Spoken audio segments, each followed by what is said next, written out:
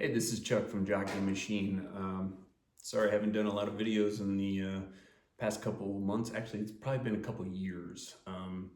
Moved recently to Virginia, the southern part of the state, and been trying to get my shop set back up. Right now I'm in an insulated but unheated garage while it's snowing outside. So did want to show, like I said, have been getting into a lot of adventure riding. Went out and purchased a new Husqvarna Norden Expedition that been riding around a little bit last year at the tail end of the season. This year going to be getting a few more rides in, and hopefully I'll be getting a little bit of a review on that bike out to you guys in the coming months as we get into the season. But what I did want to show is some of the new gear I had to pick up, seeing that I was kind of changing my style, moving from a road bike and street bikes over to adventure riding.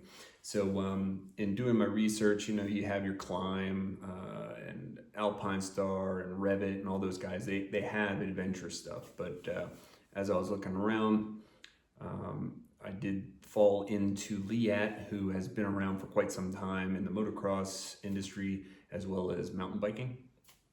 And now they have kind of moved into the adventure motorcycle riding. And with that, this past year, they've come out with some new jackets. This is the Adventure 7.5 Dry Tour, which is fully laminated. Don't need to put rain gear on if it starts raining.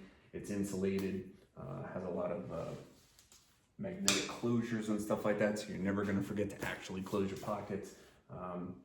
And I rode that all, the tail end of last season when I got the new bike. Loved the jacket, fits well.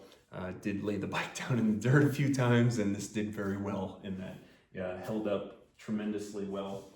There's no rips, no tears. So I do highly recommend it if you're looking for a new jacket for adventure riding. So this season, going into the season, I was wearing a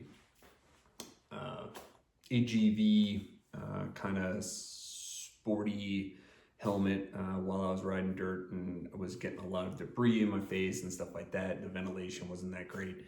So I decided, okay, it's definitely time for a new helmet. So that's when I started looking back at Leatt, and they came out with these new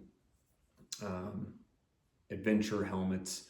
They have a 7.5, an 8.5, and a 9.5.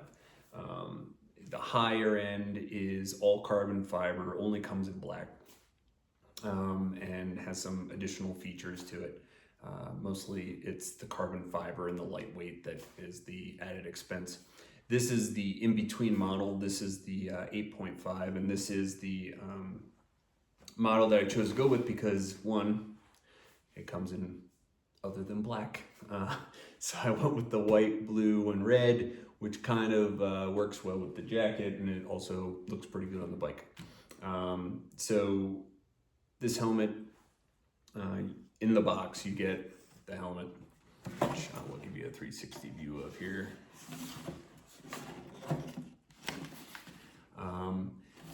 You get your helmet, you get another visor, which is clear because the visor that's currently on this one is photochromatic, which means it turns darker in sunlight and goes clear at night. You get some more of the pin lock shields that go on your visor so that you get anti-fog. They do provide to you Leatt goggles as well, because you can take this visor off and you can wear goggles almost like a motocross. If you want to do that, you get the goggles, you get the black and the blank out plates that cover up the quick release and all that other mechanical stuff where the visor fits in, so that way you don't get dirt and junk in there. What you can also do is you can wear the goggles with the visor. So you can flip it up, flip it down anytime you want as you're transitioning from road to dirt and things like that. It comes with, like I said, all the little plastic pieces to cover up the side of the visor. It comes with some silicone lubricant. What else we got here? We got a bunch of little O-rings. I guess that's for the visor. I would say that I did go to a local shop to try this on because as I looked at it online, I saw that the sizing charts kind of varied a little bit. The one that I looked at said I was on the high end of a medium, and then there was another sizing chart that I looked at, I think it was strictly from Leatt, that said I was kind of middle, low end of a large. I find that kind of hard to fathom, seeing that all my helmets have always been extra larges, and they're generally the medium oval that most people build their helmets to. This is also an intermediate oval, so I went to a local shop, Wayne's Cycle in Waynesboro, Virginia, who carries some of the Leatt stuff, which is actually kind of hard to find local shops that carry it. But they do carry a lot of the motocross helmets and stuff like that. And when I called, they said they did have the 7.5, which is the base. So I went and tried that on. The parts guy there, Daryl, was very helpful in saying that the sizing is going to be pretty much exactly the same between the two models. The only difference really in a fitting is the interior liner of the 8.5 is more of a neoprene and antimicrobial, so it's just going to fit slightly different. So went through and tried it. Sure enough, XL. So he went ahead, he ordered me this one. I went in, tried it on, it fits perfect. So I look forward to using it this season. So that is the unboxing of the 7.5, or I'm sorry, the 8.5. And I will let you guys know how it works out this season. Hopefully getting quite a few, maybe thousands of miles on this summer.